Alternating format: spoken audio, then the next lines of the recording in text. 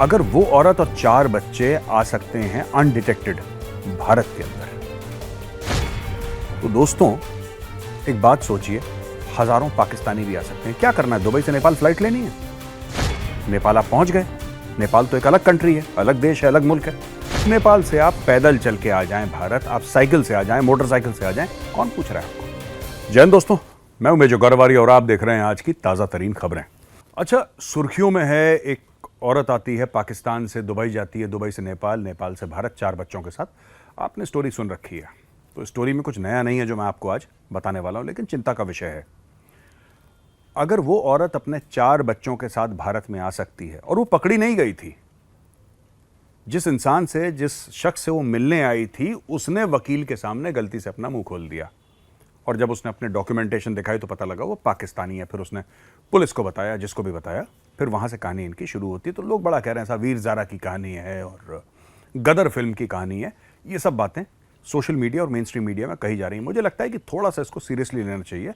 अगर वो औरत और 4 बच्चे आ सकते हैं अनडिटेक्टेड भारत के अंदर, तो दोस्तों एक बात सोचिए, हजारों पाकिस्तानी भी आ सकते हैं। क्या करना है? दुबई से नेपाल फ्लाइट लेनी है। नेपाल आप पहुंच गए। नेपाल तो एक अलग कंट्री है, अलग देश है, अलग मुल्क है। नेपाल से आप पैदल चल के आ जाएं भारत, आप साइकिल से आ जाएं, मोटरसाइकिल से आ जाएं, कौन पूछ रहा है आपको? तो ये देखने की बात है कि कितने लोग ऐसे पाकिस्तानी नेपाल के रास्ते भारत में आ चुके हैं। क्योंकि नेपाल से आना जाना, मैं खुद गया हूं नेपाल। मैं पशुपतिनाथ जी के दर्शन करने गया था, और अगर आप भारतीय हैं, इंडियन हैं, तो आपको वहां पे कोई नहीं पूछता, आप आओ जाओ आपकी मर्जी। और सिमिलरली भारत में अगर आप नेपाली हैं, आपको कोई नहीं पूछता, आप आ जाओ आपकी मर्जी। तो ये आओ जाओ आपकी मर्जी, कोई नहीं पूछता, ये कितना बड़ा नेशनल सिक्योरिटी थ्रेट है भारत के लिए, जरा 2-4 मिनट उसके ऊपर दोस्तों आज बात कर लेते हैं। कुछ ना कुछ हमें ऐसी मैकेनिज्म निकालनी पड़ेगी कि हम स्क्रीन करें लोगों को, क्योंकि दुश्मन इसका फायदा उठाएगा और हमारे पास रोकने का आज की तारीख में शायद कोई ऐसा पुख्ता प्रोग्राम नहीं है। और जब से मैंने कहानी सुनी है ना इसकी, ये लेडी आई अपने 4 बच्चों के साथ पबजी के ऊपर, उन्हें प्रेम हो गया किसी के साथ और वो इंडिया आ गई, तब से मेरा दिमाग घूम रहा है कि अगर ये 4 बच्चों के साथ आ सकती है तो ऐसे 4 लोग और भी आ सकते हैं, 15 लोग और भी आ सकते हैं, और कौन आ रहा है किसको क्या पता। तो मुझे ऐसा लगता है कि भारत और नेपाल मिलके एक ऐसी मैकेनिज्म बनाए जहां पे कम से कम चेक करा जाए कि कौन आ रहा है। मैं ये नहीं कह रहा कि नेपाल से जो आ रहा है उसको वीज़ा नहीं। नेपाल के हमारे जो रिश्ते हैं ना, वो बहुत पुराने हैं, मतलब इतने पुराने हैं कि कहते हैं कि प्री हिस्टोरिक हमारे रिलेशंस हैं, जब से वो इतिहास, फॉर्मल इतिहास नहीं लिखा गया उसके पहले।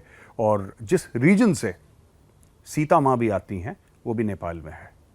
लेकिन दोस्तों बात यह है कि वहाँ से आज की तारीख में कौन कौन यहाँ पे घुस रहा है। आपको पता है कि बांग्लादेश से यहाँ पे घुसपैठ होती है भारत में, एक आपका नेपाल से घुसपैठ होती है, राइट। म्यांमार के साथ जो हमारा बॉर्डर है, वहाँ से भी लोग आते हैं जाते हैं। कोई 8-10 किलोमीटर का है कि वो लोग आ सकते हैं बिना परमिशन के, हम लोग वहाँ पे जा सकते हैं बिना परमिशन के। यानी कि भारत के जो बॉर्डर्स हैं, सिर्फ और सिर्फ मैं आपको बता रहा हूँ, एक चाइना का बॉर्डर जो है, बॉर्डर तो नहीं है वो, लेकिन लाइन ऑफ एक्चुअल कंट्रोल को मान लीजिए डिफैक्टो बॉर्डर मान लीजिए एक किस्म से, जबकि परसेप्शनल है वो। मैं डिटेल्स में, टेक्निकलिटीज़ में नहीं जा रहा, लेकिन अगर आप उसको उस तरीके से देखें तो एक तो वो है वेल गार्डेड, और एक है लाइन ऑफ कंट्रोल जो पाकिस्तान के साथ 750-760 किलोमीटर लगभग लाइन ऑफ कंट्रोल है, और वो 3500 की लाइन ऑफ एक्चुअल कंट्रोल। उसके अलावा जो बाकी इंटरनेशनल बॉर्डर है पाकिस्तान के साथ, that is very well guarded. वहां पे बीएसएफ है, वहां पे फेंस लगा है। लेकिन आपके ऐसे भी बॉर्डर्स हैं जहां पे बिल्कुल खुला खेल है। मुझे याद है जब मैं कमीशन हुआ था, तो एक हमारी यूनिट है, हमारे रेजिमेंट की यूनिट है, जिसको कहते हैं कुमाऊं स्काउट्स। और कुमाऊं स्काउट्स है, कुमाऊं में एक जगह का नाम है धारचूला। धारचूला में कुमाऊं स्काउट्स है लोकेटेड। तो किसी ने बताया साहब यहाँ पे नदी जाती है काली गंगा, उसको काली गंगा बोलते हैं लोकल लैंग्वेज में। तो काली गंगा है, काली गंगा के ऊपर एक पुल है, पुल के उस तरफ नेपाल है, इस तरफ इंडिया है। तो मैंने पूछा, वहाँ पे एक हवलदार थे, तो मैंने उनसे पूछा, मान लो उस्ताद अगर नेपाल जाना है तो क्या करना पड़ेगा? तो हमारी रेजिमेंट के थे, मैंने बोला उस्ताद अगर नेपाल जाना है तो क्या करना पड़ेगा? उसने बोला साहब जाइए, दैट्स इट, जाइए। तो वहां पे भी तो कोई होगा जो नेपाल में कहता होगा जाइए। तो नेपाल के लोग हमारे दोस्त हैं, वो हमारे भाई बहन हैं, लेकिन हमें ये देखना है कि नेपाल का रास्ता किस तरीके से इस्तेमाल हो रहा है भारत के खिलाफ। अगर ये आ सकती है 4 बच्चों को लेके, तो ऐसे हज़ारों लोग और भी आ सकते हैं, क्योंकि लोग ऐसे ना, यूपी में आप देख लीजिए, बिहार में देख लीजिए, जहाँ से भी नेपाल का बॉर्डर बनता है। कुमाऊँ की तो बात मैंने आपको बता दी, वो कुमाऊँ क्षेत्र में पड़ता है धारचूला। लेकिन आप देखिए बिहार में, उत्तर प्रदेश में खुला बॉर्डर है, लोग जाते हैं शॉपिंग करके, नेपाल आते हैं, नेपाली इंडिया में आते हैं, शॉपिंग करके चले जाते हैं। लोग कहते हैं चलो यार चाय पीने चलते हैं, गए बाइक में चाय पीने नेपाल। इस तरीके की चीज़ें हैं वहाँ पे कोई नहीं पूछता, बिल्कुल खुला है। तो ये हमें देखना है कि वहाँ पे कोई ऐसा सेटअप बने, and this is a national security red flag. इसके बारे में हमें सोचना पड़ेगा। M4 करके गाड़ी है जो इंडियन आर्मी ने एक्सेप्ट करी है, और ये आर्मर्ड पर्सनल कैरियर टाइप की है। तो इस गाड़ी को काफ़ी मात्रा में लाइन ऑफ एक्चुअल कंट्रोल पर डिप्लॉय करा गया है, और धनुष जो कि एक बोफोर्स का जो ट्रांसफर ऑफ टेक्नोलॉजी है उस पर मेड इन इंडिया है। धनुष 155 mm आर्टिलरी गन है, उसको भी वहाँ पे पोजीशन करा गया है लाइन ऑफ एक्चुअल कंट्रोल में अगेंस्ट द चाइनीज़। तो अब देख लीजिए भारत क्या कर रहा है लाइन ऑफ एक्चुअल कंट्रोल में। मैं आपको 1 मिनट में समझाने की कोशिश करता हूँ। देखिए, एक तो आपने देखा वो प्रेडेटर ड्रोन्स की डील हमने जो साइन करी, जिसमें बोला कि साहब 31 तकरीबन प्रेडेटर ड्रोन्स हम लेंगे, वो भी लाइन ऑफ एक्चुअल कंट्रोल पे जाएंगे। कुछ पाकिस्तान, लेकिन ज़्यादातर लाइन ऑफ एक्चुअल कंट्रोल पे जाएंगे।